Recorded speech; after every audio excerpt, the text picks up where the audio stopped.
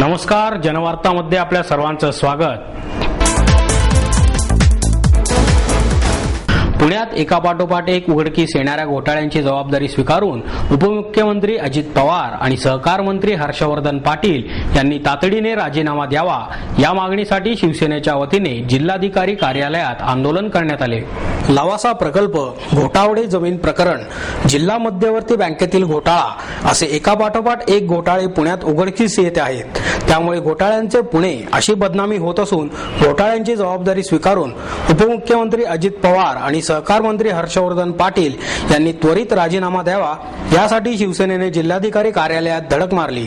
या दोघांनी राजीनामा द्यावा या मागणीसाठी राज्यभर आंदोलन करण्यात येणार असल्याचा इशारा शिवसेनेच्या पुणे जिल्हा संपर्क प्रमुख आमदार डॉक्टर नीलम गोरे यांनी दिला।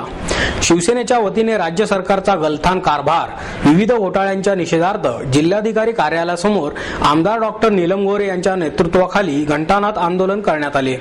शिखर बँकेच्या घोटाळ्याप्रकरणी अजित पवार यांनी राजीनामा द्यावा, रेशन दुकानात 5 जीवनावश्यक धान्य मिळायलाच हवीत अशा जोरदार घोषणा आणि घंटानाद करून शिवसैनिकांनी आसमंत दणाणून सोडला।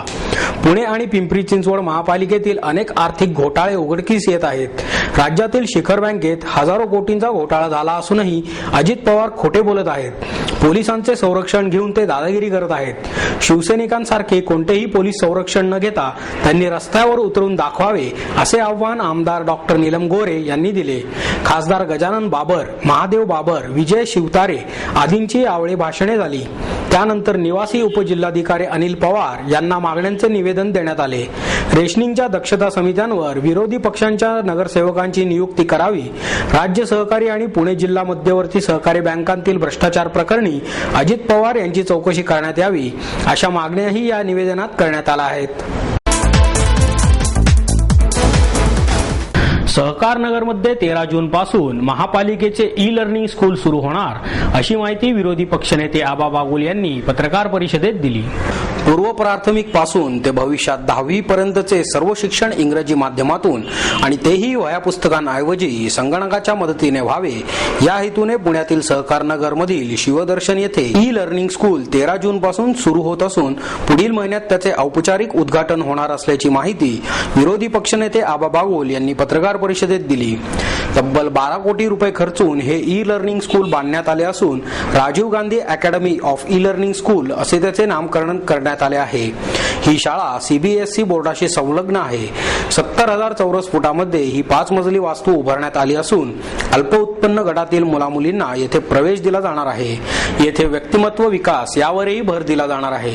या शाळांमध्ये 190 संगणक बसवले जाणार आहेत। इंग्रजी माध्यमातील शाळांमधील 22 डीएड शिक्षिका, 9 बालवाडी शिक्षिका यांना विशेष प्रशिक्षण दिले जात असल्याचे बागुल यांनी सांगितले।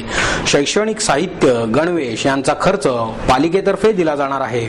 याशिवाय सकाळचा नाश्ता, दूध आणि जेवण विद्यार्थ्यांना दिले जाणार आहे। याचा खर्च महापालिका करणार असून महापालिकेला यासाठी वर्षाला 1.5 कोटी रुपये खर्च येणार आहे। या शाळेमध्ये 31 वर्ग, प्रत्येक वर्गात एक LCD स्क्रीन, 3 प्रयोगशाळा, 4 स्टाफ रूम, 1 ग्रंथालय, 1 डिजिटल लायब्ररी, 600 आसन क्षमतेचे सभागृह, कॅन्टीन, लिफ्ट आदींचीही सोय करण्यात आल्याचे बागुल यांनी नमूद केले। या शाळेला अद्याप सीबीएसई बोर्डाची मान्यता मिळाली नसून मान्यतेची प्रक्रिया सुरू आहे। या वर्षातच ही प्रक्रिया पूर्ण करण्यात येणार आहे असे बागुल यांनी सांगितले। सध्या केजी, सिनियर केजी आणि पहिलीच्या वर्गांचे प्रवेश पूर्ण झाले असून 2री ते 7वी पर्यंतची प्रवेश प्रक्रिया 6 जून पासून सुरू होणार असल्याचे बागुल यांनी सांगितले। अखिल भारतीय बालकुमार साहित्य संस्थेच्या वतीने देण्यात येणाऱ्या वाङ्मय पुरस्कारांचे ज्येष्ठ कवयित्री सरिता पत्की यांच्या हस्ते वितरण करण्यात आले। प्राजक्ताच्या फुलासारखे जगताना दुसऱ्यांच्या ओंजळीत त्यांनी सुगंधाचा दरवळच दिला, परंतु अखेरीस त्या पाखराने सोन्याचा पिंजरा तोडून दूर आकाशी झेप घेतली। गीतकारापेक्षाही मला कवी म्हणावे ही खंत त्यांच्या मनी होती। त्याच लाडक्या पाखराच्या स्मृती शब्दातून सांगताना प्रत्येकांच्या हृदयाचं पाणी झालं। ज्येष्ठ कवी आणि गीतकार जगदीश खेबुडकर यांना वाढदिवसाच्या शुभेच्छा देण्याऐवजी त्यांना आदरांजली वाहताना प्रत्येकाचाच कंठ दाटून आला. महाराष्ट्र साहित्य परिषद आणि संस्कृती प्रकाशनच्या वतीने दिवंगत ज्येष्ठ कवी आणि गीतकार जगदीश खेबुडकर यांना आदरांजली वाहण्यासाठी श्रद्धांजली सभेचे आयोजन करण्यात आले होते. या प्रसंगी आमदार उल्हास पवार, साहित्य परिषदेचे प्रमुख कार्यवाह प्राध्यापक मिलिंद जोशी, कोषाध्यक्ष सुनील महाजन आणि संस्कृती प्रकाशनच्या सुनीता राजे उपस्थित होत्या. जोशी म्हणाले, संत साहित्यातील सात्विकता, पंत साहित्यातील भावुकता आणि तंतकाव्यातील उत्कटता खेबुडकरांच्या शब्दांमधून प्रकट होते. प्रस्थापितांनी त्यांना कवी म्हणले नसले तरी महाराष्ट्रातील प्रेक्षकांसाठी ते कवीच होते. आमदार पवार म्हणाले, कवितेच्या विविध प्रांतांमध्ये आपले अस्तित्व निर्माण करण्याचे काम खेबुडकरांनी केले. काव्य क्षेत्रातील असा एकही प्रांत त्यांनी ठेवला नाही की ज्यामध्ये त्यांनी लेखन केलेले नाही. म्हात्रे म्हणाले, कवितेत स्वातंत्र्य असते. गीतांमध्ये कमी शब्दांमध्ये लोकांच्या मनावर अधिराज्य गाजवायचे असते. त्यामुळे कवितेपेक्षाही गीते अधिक श्रेष्ठ आहेत. सुनील महाजन यांनी खेबुडकर यांच्या काही आठवणी सांगितल्या.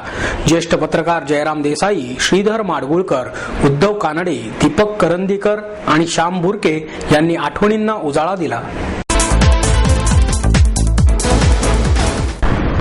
प्रसिद्ध शिल्पकार प्रसाद जगताप यांच्या विविध कलाकृतींच्या प्रदर्शनाचे दर्पण आर्ट गॅलरी येथे आयोजन करण्यात आले आहे. या अनोख्या प्रदर्शनामध्ये हार्डनर आणि रेझिन यांच्या एकत्रित मिश्रणाने नाविन्यपूर्ण शिल्पकृती, प्लायवूडचे वेगवेगळे प्रकार, टाइल्स, स्टील प्लेट्स तसेच काचेवर तयार करण्यात आल्या आहेत. या प्रदर्शनाचे उद्घाटन सुप्रसिद्ध वास्तुविशारद आणि इंटिरियर डिझायनर श्री मोहन भोपटकर यांच्या हस्ते करण्यात आले. प्रदर्शनातील सर्व कलाकृती सूर्य या संकल्पनेवर आधारित असून त्यात सूर्याच्या विविध छटा दर्शवण्यात आल्या आहेत. या कलाकृतींच्या रचना नैसर्गिक स्वरूपामध्येच केलेल्या असल्याने त्यामध्ये कृष्णधवल रंगाचा वैशिष्ट्यपूर्ण परिणाम साधता आला आहे. या कलाकृती बनवताना वापरण्यात येणारे माध्यम लगेच कठीण होत असल्याने त्यापासून शिल्प घडवण्यासाठी खूपच कमी वेळ मिळतो. या वेळेतच कलाकृतींमध्ये आवश्यक ती छटा आणि परिणाम साधणे हे कौशल्यपूर्ण काम असते. प्रदर्शनातील सर्व कलाकृती बनवताना एलिमेंट्स ऑफ डिझाईनचा पुरेपूर वापर करण्यात आला आहे. प्रसाद जगताप हे गेल्या 21 वर्षांपासून या माध्यमातून विविध कलाकृती बनवण्याचे काम करीत आहेत. एका वेगळ्याच कलाविष्काराचा दर्शकांना अनुभव देणारे हे शिल्प प्रदर्शन 11 ते 17 मे पर्यंत सकाळी 11 ते रात्री 8 वाजेपर्यंत सर्वांसाठी विनामूल्य खुले राहणार आहे. चित्रपट किंवा नाट्य क्षेत्रातील कलाकारांनी प्रेक्षकांच्या भावनांचा आदर करावा असे मत उमेद पुरस्कार प्राप्त कलाकारांनी व्यक्त केले. निर्माता दिग्दर्शक महेश टिकेकर यांच्या वतीने आयोजित उमेद पुरस्काराने अभिनेता भरत जाधव, सुबोध भावे, अमृता खानविलकर, गायिका आरती अंकलीकर टिकेकर या मराठी कलाकारांसह जिनत अमान, विनय पाठक यांना सन्मानित केले. यावेळी प्रेक्षकांनी विचारलेल्या प्रश्नांना उत्तर देताना मराठी कलावंतांनी मनोगत व्यक्त केले. भरत जाधव म्हणाले, कलाकारांचे कितीही चित्रपट यशस्वी झाले तरी मनापासून केलेले कामच लक्षात राहते. मराठी कलावंतांनी प्रेक्षकांचा आदर करून धिंगाणा घालण्याला आवर घातला पाहिजे असे उद्गार स्मिता जयकर यांनी काढले. चित्रपट नाट्य क्षेत्रातील कलाकार हा सेवा करण्याचे काम करत असतो असे सांगून ज्यांना समाज घडवता येत नाही त्यांनी किमान समाज बिघडवण्याचे काम तरी करू नये असे उद्गार जिनत अमान यांनी काढले. मराठी चित्रपटात अनेक व्यक्तिरेखा केल्या, परंतु बालगंधर्वांची भूमिका करण्याचे भाग्य मला मिळाल्याचा अभिमान वाटत असल्याचे सुबोध भावे यांनी यावेळी बोलताना सांगितले. फक्त एवढं सांगतो, मी गलगले जो आवडतो लोकांना, तो गलगले मला कुठे नाही मिळाला, तो फक्त पुण्यात मिळाला. बालगंधर्वच्या समोर आम्ही आमच्या ऑल द बेस्टचे प्रयोग चालू होते. त्या गंधर्व हॉटेलला जात होतो, त्या रस्त्यात एक वयस्कर माणूस स्वतःशीच बोलत होते. ते गलगले डावीकडे बघा, गलगले कुठे बघताय, गलगले गलगले उजवीकडे बघा, थांबा थांबा गलगले, अहो काय करताय गलगले, अहो पाडाला, अहो गाडी, अहो थांबा थांबा, शाबास. स्वतःला शाबासकी देणारा माणूस तोच होता. मुळात आपण सगळेच जण स्वतःशी बोलत असतो. काही लोक जरा मोठ्याने बोलतात, त्यापैकी हा गलगले मला जास्तीत जास्त आवडलेला गलगले जो लोकांपर्यंत पोहोचला तो मला अभिमान वाटतो सांगायला. नंतर नाशिकमध्ये अशीच व्यक्ती आम्हाला भेटायला आली, त्यांचंही आडनाव गलगले, तेही इन्शुरन्स LIC चे एजंट. पण नंतर तर मला भंकस वाटाली की सगळेच असे मुद्दाम येऊन भेटत असले की मीच त्या गलगले, मीच गलगले. पण एक प्रत्येकाच्या मनात तो गलगले अडलेला असतो, दडलेला असतो.